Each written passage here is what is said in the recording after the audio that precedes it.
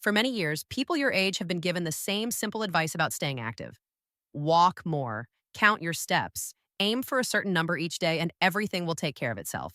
I want to gently suggest that this advice is incomplete. Walking is certainly helpful for your heart and your mood. I personally recommend it. But when it comes to maintaining strength, balance, and independence later in life, walking alone often does not provide the full support your body now needs.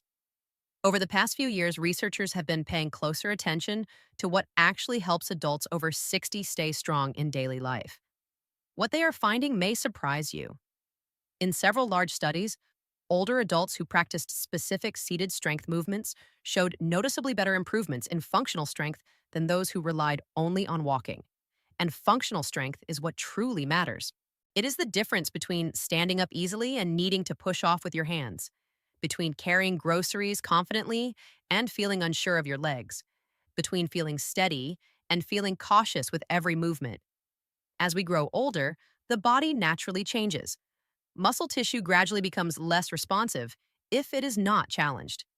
This process begins earlier in adulthood, and by the time many people reach their later years, a significant portion of strength can quietly fade away. Walking, while beneficial, does not give the muscles a strong enough signal to stay robust. That is why seated resistance movements have gained so much attention.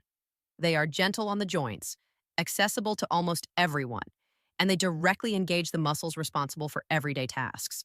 Today, I want to walk you through 5 simple chair-based exercises. These are movements I often recommend because they focus on strength, circulation, posture, and balance.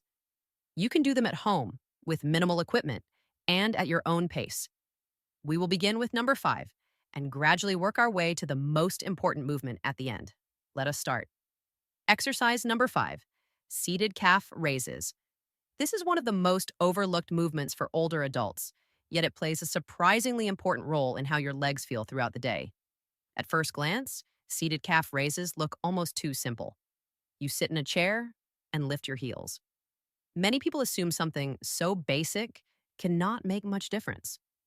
In reality, this movement supports one of the body's most important circulation systems in the lower legs. The muscles in your calves act like a natural pump. Each time they contract, they help move blood upward from your feet toward your heart. As we age, this pumping action can become less efficient if the muscles are not used deliberately. When calf strength declines, many people begin to notice heavy legs, ankle swelling, or a general feeling of fatigue in the lower body. Targeted calf movements can help improve how the legs feel and function. Walking does activate the calves, but the effort is spread across many muscles at once. Seated calf raises focus directly on these muscles and allow them to work more effectively. Here is how I suggest doing this exercise. Sit in a sturdy chair with your feet flat on the floor and your knees bent comfortably. Slowly press through the balls of your feet and lift your heels as high as you can. Pause at the top for a couple of seconds and notice the gentle tightening in the back of your lower legs. Then lower your heels back down slowly and with control. That slow lowering matters. It encourages the muscles to stay engaged a little longer, which helps build strength over time. If you are new to this movement, start with about 15 repetitions. As it becomes more comfortable, you can work up to 2 or 3 sets. Later on, placing a light object across your thighs can add a bit of challenge if you wish. One reason I often recommend this exercise is that it places very little stress on the knees and hips. All of the work happens below the knee, making it accessible even for people who need to be careful with certain joints. Many people notice that when they practice this movement consistently, their legs feel lighter and more responsive within a couple of weeks. Once you are comfortable with this exercise, you are ready to move on to the next one, which focuses on a completely different and very important muscle group. Exercise number 4, seated knee extensions. This next movement focuses on a muscle group that quietly determines how independent you feel each day. The muscles on the front of your thighs, often called the quadriceps, are responsible for some of the most basic daily actions. Standing up from a chair, climbing stairs, getting in and out of a car, even rising from the toilet. When these muscles weaken, everyday life starts to feel more demanding than it should. One important thing to understand is that these muscles tend to lose strength faster with age if they are not challenged directly. Walking on flat ground uses them only lightly. They assist with movement, but they are never asked to work against meaningful resistance. Over time, the body adapts by letting them fade. Targeted seated leg movements send a very different message. They tell the body that strength is still required. Here's how I recommend performing seated knee extensions. Sit upright in your chair with your back supported and your feet flat on the floor. Hold the sides of the seat lightly for balance. Slowly straighten one leg in front of you until it is fully extended. Your toes should naturally point upward. Once your leg is straight, pause for a few seconds and gently tighten the muscles at the front of your thigh. You should feel a warm, focused effort in that area, then lower your foot back to the floor slowly and with control. Switch to the other leg and repeat. Aim for about 10 to 12 repetitions on each side. Rest briefly, then repeat for a total of 2 or 3 sets. The most important part of this exercise is not how high you lift your leg, but how intentionally you engage the muscle at the top. Actively thinking about tightening the thigh helps the muscle respond more effectively. Many people find that this mindful approach leads to better results than simply going through the motions. As this movement becomes easier, you can increase the challenge slightly. Light ankle weights or a gentle resistance band can be added, but only when the basic version feels comfortable and controlled. Strong thigh muscles do more than help with movement. They also help support the knees by absorbing some of the forces that travel through the joint during daily activities. This added support can make walking, standing, and climbing feel more stable over time. Once you feel confident with knee extensions, you are ready for the next exercise, which focuses on a muscle group that plays a major role in balance and walking mechanics. Exercise number 3, seated hip marches.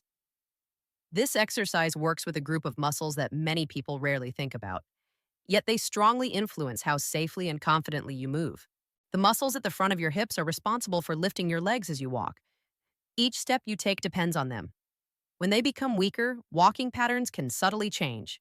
Steps may become shorter, feet may not lift as high. Movements that once felt automatic can start to feel less secure. Strengthening these muscles helps your body maintain a natural, confident walking rhythm. Seated hip marches are especially useful because they closely resemble the motion of walking, but in a controlled and supported position. This allows the muscles to work more deliberately, without the added demands of balance that standing movements require. Here's how I suggest performing this exercise. Sit toward the front edge of your chair with both feet on the floor. Keep your back tall and your chest open. Try not to lean against the backrest. Gently engage your abdominal muscles to help stabilize your body. Slowly lift one knee toward your chest as high as feels comfortable. Your foot will come off the floor. Pause briefly at the top and notice the effort in the front of your hip. Then lower your foot back down with control. Repeat on the other side. Alternate legs in this way, moving slowly and smoothly. Avoid swinging your legs or using momentum. The goal is controlled muscle engagement, not speed. Aim for about 16 to 20 total lifts, alternating legs each time. Rest for a short moment, then complete 2 or 3 sets depending on your comfort level. As you become more comfortable with this movement, you can make it more challenging by holding the lifted position for a few extra seconds. Light ankle weights can also be added later if appropriate. Many people notice that practicing this exercise regularly improves how steady they feel when walking and turning. Because one leg is lifted at a time, the body must gently stabilize itself, which also supports balance awareness. Once this movement feels familiar, you are ready to move on to the next exercise. This one focuses on the upper body and posture, areas that are often neglected when exercise routines revolve around walking alone.